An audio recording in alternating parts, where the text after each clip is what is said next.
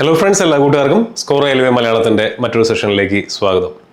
അപ്പോൾ ആർക്കൊക്കെയാണ് റെയിൽവേ പരീക്ഷകൾ എഴുതാൻ പറ്റുന്നത്? 2026 അവസരങ്ങൾ, അതിൽ നിങ്ങളുടെ വിദ്യാഭ്യാസ യോഗ്യത, നിങ്ങളുടെ പ്രായപരിധി, ഇതെല്ലാം വെച്ചുകൊണ്ട് 2026 വരാനിരിക്കുന്ന റെയിൽവേ പരീക്ഷകൾ ആർക്കെല്ലാം അപ്ലൈ ചെയ്യാൻ പറ്റുമെന്ന് പറഞ്ഞുകൊണ്ട് ഞാനൊരു വീഡിയോ ഏതാനും ദിവസങ്ങൾ മുന്നേ നമ്മുടെ ചാനലിൽ ചെയ്തിട്ടുണ്ടായിരുന്നു.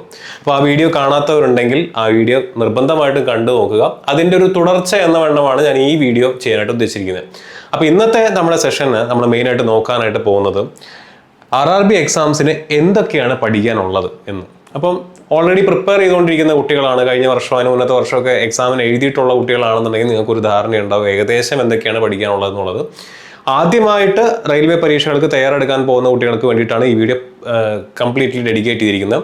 എന്നിരുന്നാലും നിങ്ങൾ മനസ്സിലാക്കേണ്ട കാര്യം, ഇപ്പോൾ കഴിഞ്ഞ വർഷമാണെങ്കിലും അതിന് മുന്നത്തെ വർഷം 2024 തൊട്ട് ആനുവൽ കലണ്ടർ പ്രകാരം റെയിൽവേ പരീക്ഷകൾ കണ്ടക്ട് ചെയ്തുകൊണ്ടിരിക്കുകയാണ്. അപ്പോൾ 24-ലും 25-ലൊക്കെ പരീക്ഷകൾ എഴുതിയിട്ടുണ്ടെങ്കിലും വ്യക്തമായിട്ട് സിലബസ് പഠിച്ച് മനസ്സിലാക്കി എഴുതിയിട്ടുള്ള എത്ര പേരുണ്ടെന്നുള്ള കാര്യം നിങ്ങൾ തന്നെ ഒന്ന് ആലോചിച്ച് നോക്കുക. അപ്പോൾ RRBയുടെ സിലബസ് എന്താണെന്ന് മനസ്സിലാക്കുന്നതിന് വേണ്ടി മുന്നേ പരീക്ഷ എഴുതിയിട്ടുള്ളവരാണെങ്കിൽ കൂടെ ഈ വീഡിയോ ഒന്ന് കണ്ടു നോക്കുന്നത്, ഒരു 10-15 മിനിറ്റ് ഒന്ന് കണ്ടു നോക്കുന്നത് കൊണ്ട് നിങ്ങൾക്ക് യാതൊരു വിധത്തിലുള്ള നഷ്ടവും സംഭവിക്കാനായിട്ട് പോകുന്നില്ല. അപ്പോൾ റെയിൽവേ പരീക്ഷകളിൽ എന്തൊക്കെയാണ് പ്രധാനമായിട്ടും പഠിക്കാനുണ്ടായിരിക്കുക?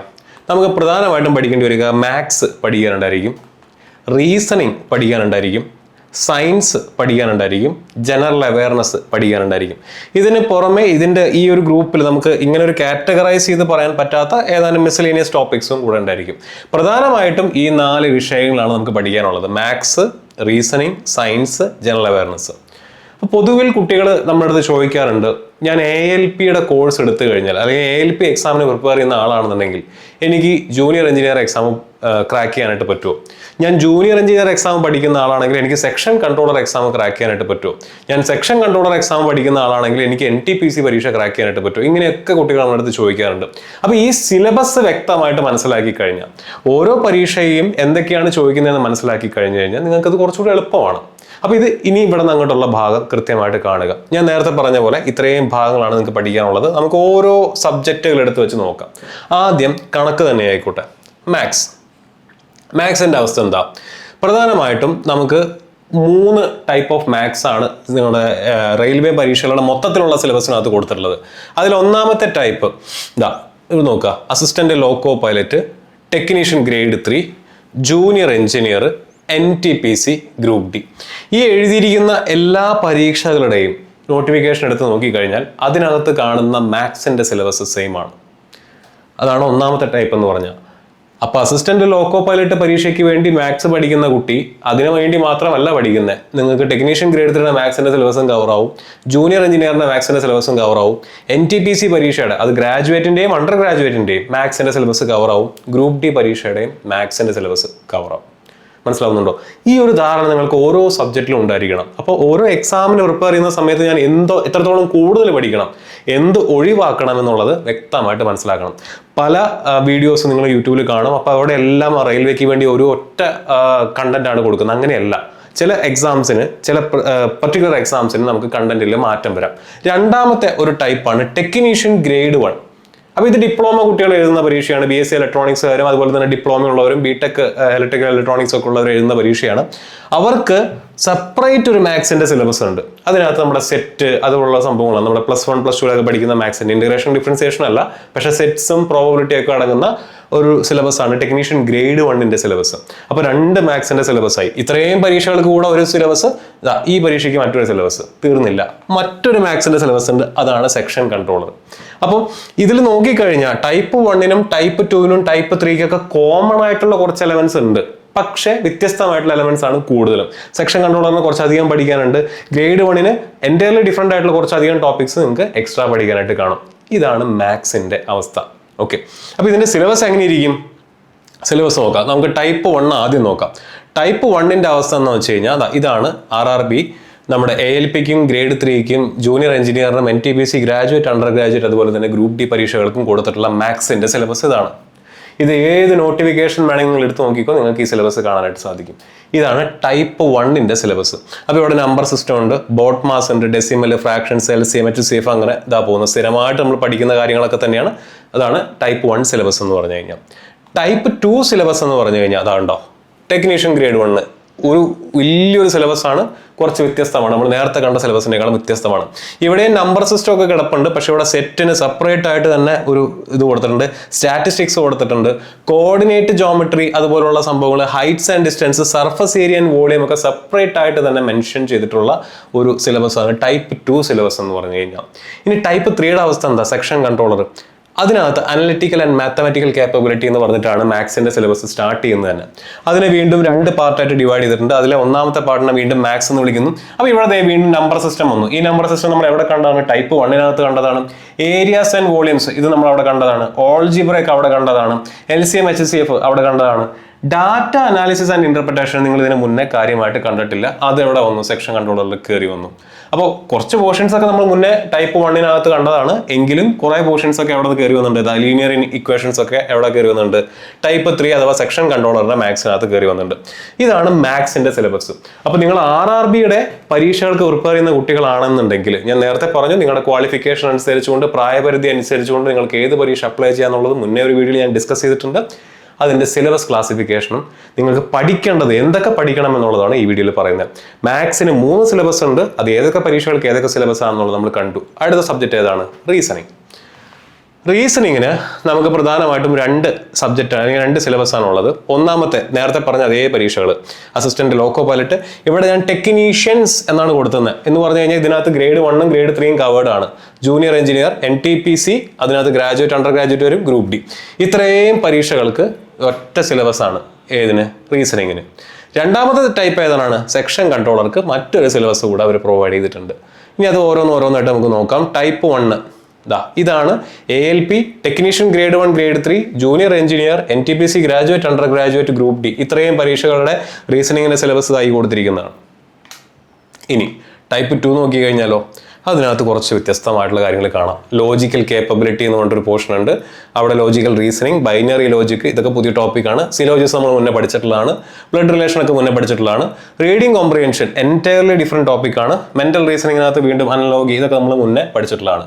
അപ്പോൾ അതിൽ ഈ കാണുന്ന ഏരിയ സെക്ഷൻ കൺട്രോളറിന് മാത്രമായിട്ട് പുതിയതായിട്ട് പഠിക്കേണ്ടതാണ്. അപ്പോൾ ഇതുകൊണ്ടാണ് ടൈപ്പ് 2 അല്ലെങ്കിൽ 2 ടൈപ്പിലുള്ള റീസണിങ് സിലബസ് ഉണ്ടെന്ന് നമ്മൾ പറയുന്നത്. മനസ്സിലാകുന്നുണ്ടോ? അപ്പോൾ റെയിൽവേ പരീക്ഷകൾക്ക് റീസണിങ് പഠിക്കാനിരിക്കുന്ന കുട്ടികൾ എന്ത് ചെയ്യണം? കോമൺ ആയിട്ട് ബാക്കി ഈ കാണുന്നതും നിങ്ങൾ ടൈപ്പ് 1 പഠിക്കുന്നതാണ്. ഈ റീഡിംഗ് കോംപ്രിഹെൻഷൻ മാത്രം നിങ്ങൾ അവിടെ പഠിക്കുന്നത്, നിങ്ങൾ സെക്ഷൻ കൺട്രോളറിൽ പഠിക്കുന്നതാണ്. അപ്പോൾ റീസണിങ്ങിന് 2 സിലബസ് ഉണ്ട്, മാത്സിന് 3 സിലബസ് ഉണ്ട്. അത്രയും ക്ലിയർ ആയില്ലേ? അടുത്തത് നമ്മൾ എന്തിനെ നോക്കുന്നു? സയൻസിനെ പറ്റി നോക്കുന്നു. സയൻസിന് എല്ലാ പരീക്ഷകൾക്കും ഒറ്റ സിലബസാണ്. എല്ലാ പരീക്ഷയ്ക്കും, സയൻസിൻ്റെ എല്ലാ പരീക്ഷയ്ക്കും ഒറ്റ സിലബസാണ്. But it only varies in weightage. അതിൻ്റെ മാർക്ക്, അതേപോലെ തന്നെ ക്വസ്റ്റ്യൻ്റെ ഡെപ്ത്, ക്വസ്റ്റ്യൻ ചോദിക്കുന്ന രീതി, ഇതെല്ലാം വ്യത്യസ്തമാണ്. അതെങ്ങനെയാണ്? ഇവിടെ നോക്കി നമുക്ക് കാണാൻ പറ്റും. ഇതാണ് ആ സിലബസ്. ഞാൻ നേരത്തെ പറഞ്ഞ എല്ലാ RRB പരീക്ഷകൾക്കും കഴിഞ്ഞ വർഷം 2025 നോട്ടിഫിക്കേഷൻ ഇട്ട് കണ്ടക്ട് ചെയ്യുന്ന 9 പരീക്ഷകൾക്കും 26 നടത്താൻ പോകുന്ന എല്ലാ പരീക്ഷയ്ക്കും ഈ കാണുന്ന സിലബസ് തന്നെയായിരിക്കും അവർ തരിക. The syllabus under this shall cover physics, chemistry and life science of 10th standard level. 10ാം തരം വരെയുള്ള 10ാം ക്ലാസ് നിലവാരത്തിലുള്ള ഫിസിക്സ്, സയൻസ്, ലൈഫ് സയൻസ് ചോദ്യങ്ങളായിരിക്കും സയൻസിൽ നിന്നും ചോദിക്കുക. ഇത്രയേ പറഞ്ഞിട്ടുള്ളൂ. സയൻസിന്റെ എല്ലാ പരീക്ഷയ്ക്കും ഇത്രയേ പറഞ്ഞിട്ടുള്ളൂ. പക്ഷെ വെയിറ്റേജിൽ വ്യത്യാസമുണ്ട്. ഗ്രൂപ്പ് ഡിക്ക് 25 മാർക്കിനാണ് സയൻസ് ചോദിക്കുന്നത്. എന്ന് പറഞ്ഞാൽ ഫിസിക്സിൽ നിന്ന് 8 ചോദ്യം, കെമിസ്ട്രിയിൽ നിന്ന് 8 ചോദ്യം, ബയോളജിയിൽ നിന്ന് 8 ചോദ്യം, ആ രീതിയിൽ ഏതെങ്കിലും ഒരെണ്ണത്തിൽ നിന്ന് 9 ആയി കഴിഞ്ഞാൽ 25 മാർക്ക്. NTPC ആകെ 4 മുതൽ 5 ചോദ്യം ചോദിക്കുള്ളൂ. എന്ന് പറഞ്ഞാൽ ഫിസിക്സിൽ നിന്ന് ചിലപ്പോൾ 1 ചോദ്യമായിരിക്കും, കെമിസ്ട്രിയിൽ നിന്ന് 2 ആയിരിക്കും, ബയോളജിയിൽ നിന്ന് 3 ആയിരിക്കും. അല്ലെങ്കിൽ ഫിസിക്സിൽ നിന്ന് 3 ആയിരിക്കും, കെമിസ്ട്രിയിൽ നിന്ന് 2 ആയിരിക്കും, ബയോളജിയിൽ നിന്ന് 1 ആയിരിക്കും. ഏത് രീതിയിലെങ്കിലും. പക്ഷെ ആകെ 4 മുതൽ 5 ചോദ്യമുള്ളൂ. പഠിക്കേണ്ടത് എന്ത് തന്നെയാണ്? ഈ സെയിം സിലബസ് തന്നെയാണ്. ടെക്നീഷ്യൻ ഗ്രേഡ് 3 40 മാർക്കാണ്. എന്ന് പറഞ്ഞാൽ ഫിസിക്സിൽ നിന്ന് 13 മുതൽ 14 ചോദ്യം വരെ ചോദിക്കാം. അതുപോലെ തന്നെ ബയോളജിയിൽ നിന്ന് 14 ചോദ്യം ചോദിക്കാം. നമ്മുടെ കെമിസ്ട്രിയിൽ നിന്നും 13-14 ചോദ്യങ്ങൾ ചോദിക്കാം. 40 മാർക്കുണ്ട്. സെയിം സിലബസിൽ നിന്ന് 40 മാർക്കിന് ചോദിക്കും. അസിസ്റ്റന്റ് ലോക്കോ പൈലറ്റ് അപ്രോക്സിമേറ്റ് 20 എന്നാണ് ഞാൻ എഴുതിയിരിക്കുന്നത്. അപ്രോക്സിമേറ്റ് ഇടാൻ കാരണം ലോക്കോ പൈലറ്റ് പരീക്ഷയുടെ 2024 നോട്ടിഫിക്കേഷൻ എടുത്താലും 25 നോട്ടിഫിക്കേഷൻ എടുത്താലും സിലബസ് കൊടുത്തിട്ടുണ്ട് എന്നുള്ളതല്ലാതെ മാർക്ക് ഡിസ്ട്രിബ്യൂഷൻ നിങ്ങൾക്ക് അവിടെ കാണാനായിട്ട് സാധിക്കില്ല. ബാക്കി എല്ലാ പരീക്ഷയും, RRBയുടെ ബാക്കി എല്ലാ പരീക്ഷയുടെ നോട്ടിഫിക്കേഷനകത്തും എക്സാക്ട് മാർക്ക് ഡിസ്ട്രിബ്യൂഷൻ കൊടുത്തിട്ടുണ്ട്. അതായത് സയൻസിൽ നിന്ന് 25 ചോദ്യം, മാത്സിൽ നിന്ന് 30 ചോദ്യം, റീസണിംഗിൽ നിന്ന് 25 ചോദ്യം, അങ്ങനെ കൊടുത്തിട്ടുണ്ടായിരിക്കും. ALP മാത്രമേ അത് കൊടുത്തിട്ടില്ല. പക്ഷേ ALP 2024 CBT 1 ക്വസ്റ്റ്യൻ പേപ്പറും 2025 CBT 1 ക്വസ്റ്റ്യൻ പേപ്പറും നോക്കുമ്പോൾ നമുക്ക് കാണാനായിട്ട് സാധിക്കുന്നത് ഒരു 20 ചോദ്യത്തോളമെങ്കിലും എന്ത് ചോദിച്ചിട്ടുണ്ട്, സയൻസിൽ നിന്ന് ചോദ്യങ്ങൾ ചോദിച്ചിട്ടുണ്ടെന്ന് അർത്ഥം. ഇനി ടെക്നീഷ്യൻ ഗ്രേഡ് 1 എന്ന് പറഞ്ഞാൽ ഒറ്റ ടയർ എക്സാം ആണ്. ആ ഒറ്റ ടയർ പരീക്ഷയിൽ 35 മാർക്കിന് ഒരു സിലബസ് ഉണ്ട്. Basic science and engineering 35 mark. ആ 35-ൽ ഒരു 10 മാർക്കോളം സയൻസ് ആണ്. ആ 10 മാർക്ക് എന്തായിരിക്കും? ഫിസിക്സിൽ നിന്നുള്ള ചോദ്യങ്ങളാണ്. ഓക്കെ, അപ്പോൾ അതുകൂടെ നോക്കി വെക്കുക. ജൂനിയർ എഞ്ചിനീയർ 30 മാർക്കാണ്. അപ്പോൾ 10 മാർക്ക് വീതം ചോദ്യങ്ങൾ സയൻസിൽ നിന്നുണ്ടായിരിക്കും. സെക്ഷൻ കൺട്രോളർക്ക് സയൻസിൽ നിന്ന് ചോദ്യങ്ങളില്ല. ഇതാണ് സയൻസിന്റെ സിലബസ്. അപ്പോൾ സിലബസ് സെയിം ആണ്, എന്ത് മാത്രമേ വേരി ചെയ്യുന്നുള്ളൂ? വെയിറ്റേജ് മാത്രമേ സയൻസിന് വേരി ചെയ്യുന്നുള്ളൂ. അപ്പോൾ ഇവിടെയും നിങ്ങൾക്ക് പഠിക്കാനിരിക്കുന്ന സമയത്ത് എല്ലാ പരീക്ഷകൾക്കും കൂടെ ചേർക്കുന്ന രീതിയിൽ സയൻസിന് എന്ത് ചെയ്താൽ മതി? ഒരു ഡീറ്റെയിൽ ആയിട്ടുള്ള ഒരു ക്ലാസ് കാണുക. NTPC പരീക്ഷ മാത്രം ഫോക്കസ് ചെയ്യുന്ന കുട്ടികളാണെങ്കിൽ 4-5 മാർക്കിന് വേണ്ടിയിട്ട് ക്വസ്റ്റ്യൻ പേപ്പർ ഡിസ്കഷൻസ് അല്ലെങ്കിൽ ക്വസ്റ്റ്യൻ ക്ലാസ്സുകൾ അങ്ങനെ ഉള്ള ചെറിയ റിവിഷൻ ക്ലാസ്സുകൾ മാത്രം കണ്ടാലും മതിയോ. നേരെ മറിച്ച് നിങ്ങൾ ഗ്രൂപ്പ് ഡിക്കോ ടെക്നീഷ്യൻ ഗ്രേഡ് 3-ക്കോ ടെക്നീഷ്യൻ ഗ്രേഡ് 1-നോ ജൂനിയർ എഞ്ചിനീയർക്കോ ALP-ക്കൊക്കെ പ്രിപ്പയർ ചെയ്യുന്ന കുട്ടികളാണെന്നുണ്ടെങ്കിൽ നല്ല രീതിയിൽ സയൻസ് പഠിക്കണം. നല്ല വെയിറ്റേജ് ഉണ്ട്. ഗ്രേഡ് 3-ക്ക് 40 മാർക്ക്, 100-ൽ 40% വെയിറ്റേജ് സയൻസിനാണെന്നുള്ള കാര്യം ഓർത്തിരിക്കുക. ഓക്കെ, ഇനിയാണ് നമ്മുടെ GK-യുടെ അവസ്ഥ എന്താ? ജനറൽ അവയർനെസ്സിന് 3 സിലബസ് ഉണ്ട്. ജനറൽ അവയർനെസ്സിന് 3 സിലബസ് ഉണ്ട്. 3 സിലബസോ കെട്ടിപ്പോയിണ്ടാവില്ല, പലർക്കും അറിയണ്ടാവില്ല. Type 1 assistant loco pilot 2024-2025, technician grade 3 2024-2025, group D 2024-2025. ഇതിനെല്ലാം ഒരു സിലബസ് ആണ്. അതാണ് type 1 syllabus. Type 2 technician grade 1 എക്സാമിനും ജൂനിയർ എഞ്ചിനീയർ എക്സാമിനും മറ്റൊരു ടൈപ്പാണ്. ഇവിടെ ഈ മുകളിൽ കൊടുത്തിരിക്കുന്ന 2 പോസ്റ്റുകളും 3 എക്സാംസും എന്താണ്? ലെവൽ 1 അതുപോലെ തന്നെ ലെവൽ 2 പോസ്റ്റുകളാണ്. രണ്ടാമത്തെ സിലബസ് എന്ന് പറയുന്നത് ലെവൽ 5 ആണ് ടെക്നീഷ്യൻ ഗ്രേഡ് 1, ലെവൽ 6 ആണ് ജൂനിയർ എഞ്ചിനീയർ എക്സാം എന്ന് പറഞ്ഞു കഴിഞ്ഞാൽ. മൂന്നാമത്തെ സിലബസ് NTPC-ക്ക് വേണ്ടിയിട്ടുള്ളതാണ്. NTPC-ക്ക് നമുക്ക് ലെവൽ 2 തൊട്ടുള്ള പോസ്റ്റുകളിലേക്കാണ് എക്സാം കണ്ടക്ട് ചെയ്യുന്നത്. 2 ഉണ്ട്, 3 ഉണ്ട്, 4, 5, 6 ഇത്രയും പോസ്റ്റുകളിലേക്ക് എക്സാം കണ്ടക്ട് ചെയ്യുന്നുണ്ട്. NTPC ഗ്രാജുവേറ്റും അണ്ടർ ഗ്രാജുവേറ്റും കൂടെ. ഈ 3 സിലബസുകളാണ് എന്തിനു വേണ്ടി കൊടുത്തിട്ടുള്ളത്? ജനറൽ അവയർനെസ്സിന് വേണ്ടി കൊടുത്തിട്ടുള്ളത്. പലർക്കും ഇതറിയില്ല. ഒറ്റ സിലബസ് പഠിച്ചാൽ മതി എന്നാണ് പലരുടെയും ധാരണ. അങ്ങനെയല്ല. ALP technician grade 3 group D പരീക്ഷകൾക്ക് വേണ്ടിയിട്ട് ഒരു സിലബസ് ഉണ്ട്. ടെക്നീഷ്യൻ ഗ്രേഡ് 1 ജൂനിയർ എഞ്ചിനീയറിന് വേണ്ടിയിട്ട് മറ്റൊരു സിലബസ് ഉണ്ട്. NTPC-ക്ക് വേണ്ടി മറ്റൊരു സിലബസ് ഉണ്ട്. ഇതിങ്ങനെ തന്നെ പഠിച്ച് പോയാലേ കാര്യം നടക്കുള്ളൂ. മനസ്സിലാവില്ലേ? വാരി വലിച്ച് പഠിച്ചു പോയിട്ട് ALP-ക്കും ടെക്നീഷ്യൻ ഗ്രേഡ് 3-ക്കും ഗ്രൂപ്പ് ഡിക്കും GK-യിൽ നിന്ന് നിങ്ങൾക്ക് മാർക്ക് വാങ്ങിക്കാനായിട്ട് പറ്റില്ല. ഒട്ടും പഠിക്കാതെ പോയി കഴിഞ്ഞാൽ technician grade 1 junior engineer NTPC പരീക്ഷകൾക്കും നിങ്ങൾ പൊട്ടാനുള്ള സാധ്യതയുണ്ട്. അപ്പോൾ അത് കറക്റ്റായിട്ട് മനസ്സിലാക്കണം. ഏതൊക്കെയാണ് 3 സിലബസ്? ടൈപ്പ് 1 ജനറൽ അവയർനെസ്, ഇതാണ് type 1. ALP technician grade 3 group D പരീക്ഷകൾക്ക് കറണ്ട് അഫയേഴ്സ് നിങ്ങൾ പഠിക്കണം. ഇപ്പോൾ കഴിഞ്ഞ പരീക്ഷയുടെ ഗ്രൂപ്പ് ഡി എക്സാമിൻ്റെ ഒക്കെ നോക്കി കഴിഞ്ഞു കഴിഞ്ഞാൽ 10 മാർക്കിന് അല്ലെങ്കിൽ 20 മാർക്കുള്ള നമ്മുടെ വെയിറ്റേജ് ഉള്ള എക്സാമിന് ഇപ്പോൾ അതാ ALP നോക്കാം. ALP-ൽ 10 മാർക്കാണ് GK-യുടെ വെയിറ്റേജ്, ജനറൽ അവയർനെസ്സിൻ്റെ വെയിറ്റേജ്. ഇവിടെയും 10 മാർക്കാണ് വെയിറ്റേജ്, ഇവിടെ 20 മാർക്കാണ് വെയിറ്റേജ്. ഈ 10 മാർക്കിൻ്റെ ഈ 2 പരീക്ഷകളിലും ഏകദേശം 8 മുതൽ 9 ചോദ്യം വരെ എവിടെ നിന്നാണ് ചോദിച്ചിരിക്കുന്നത്? കറണ്ട് അഫയേഴ്സിൽ നിന്നാണ് ചോദിച്ചിരിക്കുന്നത്. 20 മാർക്കിൻ്റെ ഗ്രൂപ്പ് ഡിയിൽ ഏകദേശം 16 മുതൽ 18 ചോദ്യത്തോളം എവിടെ നിന്നാണ് ചോദിച്ചിരിക്കുന്നത്? കറണ്ട് അഫയേഴ്സിൽ നിന്നാണ് ചോദിച്ചിരിക്കുന്നത്. ആൻഡ് ഈ കറണ്ട് അഫയേഴ്സ് എന്തുമായിട്ട് ബന്ധപ്പെട്ട കറണ്ട് അഫയേഴ്സ് ആണ്? SNT റിലേറ്റഡ് ആയിട്ടുള്ള കറണ്ട് അഫയേഴ്സിൽ നിന്ന് ചോദ്യം വരും, സ്പോർട്സിൽ നിന്നുള്ള കറണ്ട് അഫയേഴ്സിൽ നിന്ന് ചോദ്യം വരും, കൾച്ചറിൽ നിന്നുള്ള കറണ്ട് അഫയേഴ്സിന്റെ ചോദ്യങ്ങൾ വരും, പേഴ്സണാലിറ്റി, ഇതിൽ നിന്നൊക്കെ കറണ്ട് അഫെയർ ആണ് ചോദിക്കുന്നത് കൂടുതലും. മനസ്സിലായില്ലേ? അപ്പോൾ സ്റ്റാറ്റിക് പോർഷൻ ആയിട്ടുള്ള ഹിസ്റ്ററി, പൊളിറ്റി, ജിയോഗ്രഫി, എക്കണോമിക്സ് തുടങ്ങിയ ഭാഗങ്ങളിൽ നിന്നും ഈ ടൈപ്പ് 1 ജനറൽ അവയർനെസ് സിലബസിൽ നിന്ന് ചോദ്യങ്ങൾ കുറവാണ്. അവിടെ നിങ്ങൾ കൂടുതൽ ഫോക്കസ് കൊടുക്കേണ്ടത് കറണ്ട് അഫയേഴ്സ് ആണ്. അത് വെറുതെ കറണ്ട് അഫയേഴ്സ് പഠിക്കുകയല്ല. ഈ കൊടുത്തിരിക്കുന്ന ടോപ്പിക്കിൽ SNT എന്ന് പറഞ്ഞു കഴിഞ്ഞാൽ അവിടെ എന്തൊക്കെ വരാം?